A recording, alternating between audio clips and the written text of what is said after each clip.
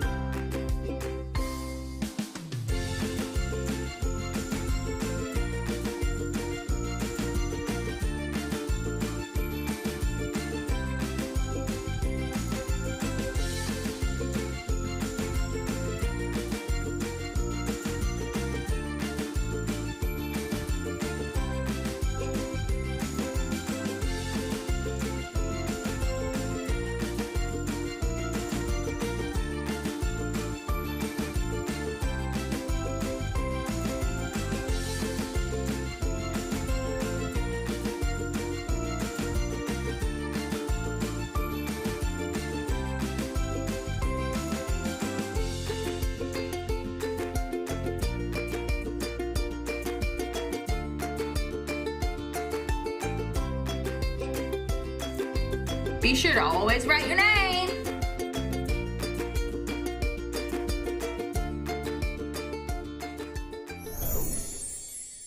We love to read. During my spring break and for the entire month of March, we are going to be talking about great women in history because it's Women's History Month. 100 years ago, women won the right to vote. They fought hard for decades to make their voices heard and their choices count. And they prevailed, which means that they won. For our reading today, we are going to talk about 3 powerful women who made their mark on history. So, get comfy, get a good space, and let's listen. During this Women's History Month, I'm going to be reading from a book called Bold and Brave, 10 Heroes Who Won Women the Right to Vote. It was written by Kirsten Gillibrand and art by Myra Kalman. When I was a little girl, after church on Sundays, I would visit my great-grandmother Mimi. She told me about a time when women like her left their homes and worked in factories, making equipment to help American soldiers win the war. Mimi taught me to be bold and to believe there was nothing I couldn't do. Mimi's oldest daughter was my grandmother Polly. She liked to roller skate down the long marble hallways of the New York State Capitol, where she worked.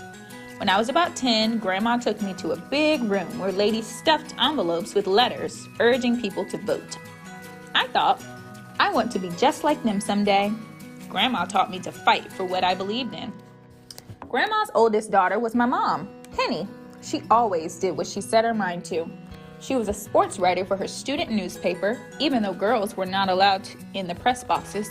She went on to law school and was one of the only 3 women of her class. As a mom, she also earned her black belt in karate, something few women at the time aspired to. My mother taught me you need to be brave to forge a new path. Who taught my mom and her mom to be bold and brave so they could teach me and you? I can tell you who. The women who came before them. Women who faced unimaginable challenges. When my grandmother was born, women didn't have the right to vote. That meant they didn't have the power to elect the people who would establish our country's rules and laws. Less than a century later, I became a United States Senator, which means I helped make those laws. Here are 10 women who paved the way. They were called suffragists, not because they suffered, although they most certainly did, but because suffrage means the right to vote. They fought so women could be heard.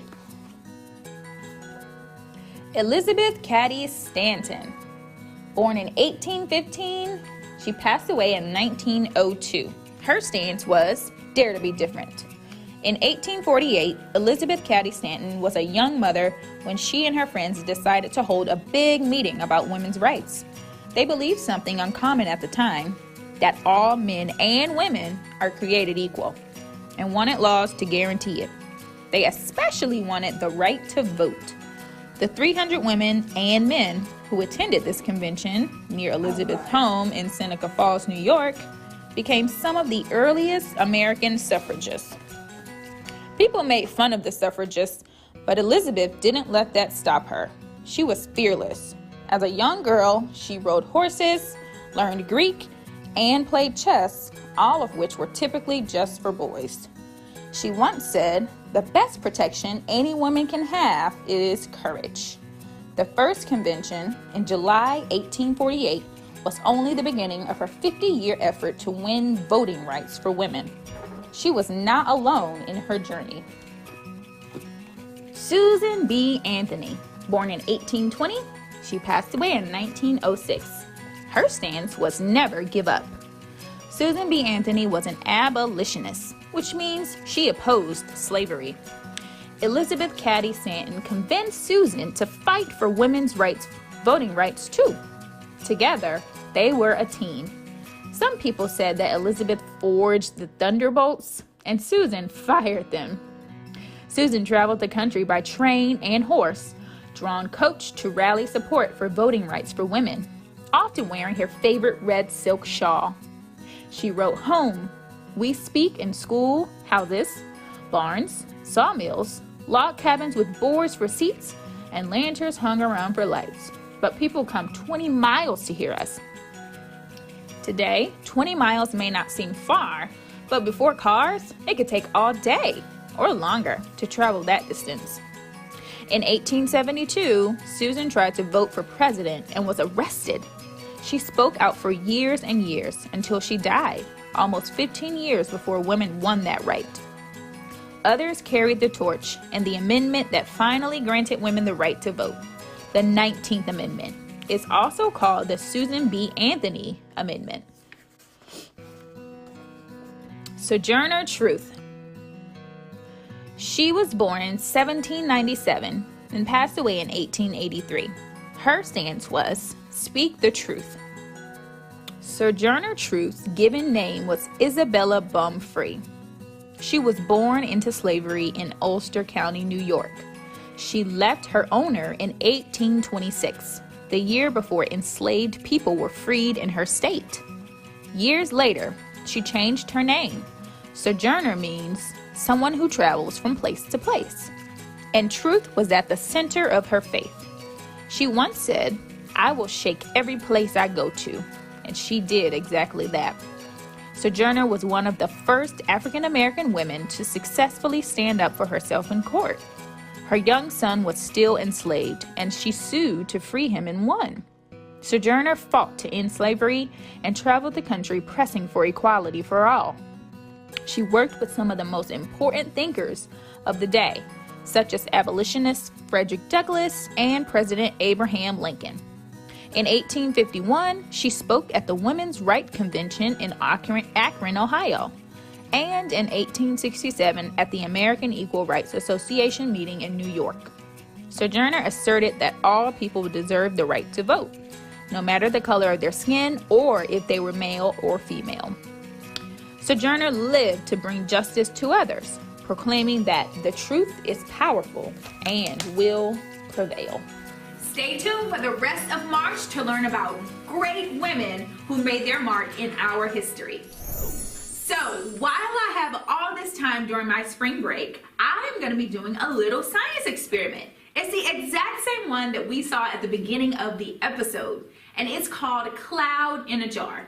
Now, for this experiment, you're going to need shaving cream, a jar of water, and your choice of food coloring. And you can use as many colors as you'd like.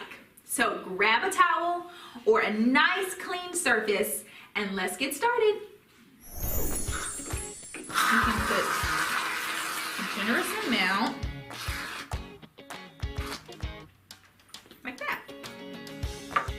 Now take your food coloring and watch the rainbow magic happen.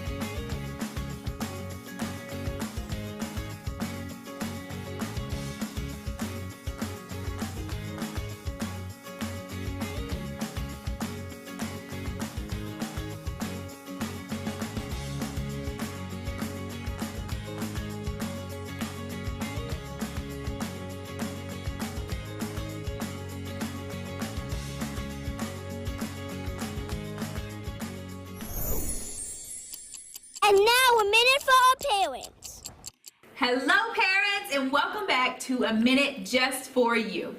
Now at the beginning of this episode we did a fun arts and crafts activity, but for you on the other side, I'd like to call this thing something called an invitation to create. Now, this doesn't take a lot of materials, it doesn't take a lot of time to set up, but your kids will have fun doing it. So for this particular activity, all I used was tape, something to color with, and paper, and that's all you need. So find a space, dedicate some time to set up this activity for your child, and I promise you, you will not regret it. And it can also be something that you can join in with them too. So, thank you for joining me today, and that's A Minute with Parents. Thank you for joining me for Hey Miss Kim today. I hope to see you the rest of March as we talk about women's history, and stay tuned for a special green episode next week.